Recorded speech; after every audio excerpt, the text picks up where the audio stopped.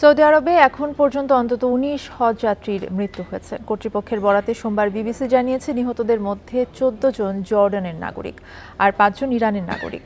জর্ডানের পররাষ্ট্র মন্ত্রণালয় এক বিবৃতিতে জানিয়েছে হজ পালন করতে গিয়ে এখন পর্যন্ত দেশটির ১৪ নাগরিক প্রাণ হারিয়েছেন। এখন জন্ম সনদ দিয়ে খোলো বিকাশ স্টুডেন্ট অ্যাকাউন্ট।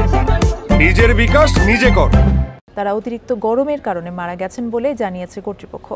একই সঙ্গে নিখোঁজ রয়েছেন ১৭ জন। তাদের খোঁজে চলছে অভিযান।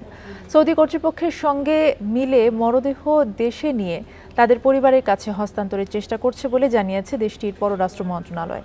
এদিকে ইরানের রেড ক্রিসেন্ট জানায় এবছর হজের সময় মক্কা ও মদিনায় এখন পর্যন্ত ৫ জন ইরানি নাগরিকের মৃত্যু হয়েছে। তবে তাদের মৃত্যুর কারণ নিশ্চিত করা হয়নি। এবার হজের সময় মক্কা ও মদিনার তাপমাত্রা ৪০ ডিগ্রি সেলসিয়াস অতিক্রম করেছে।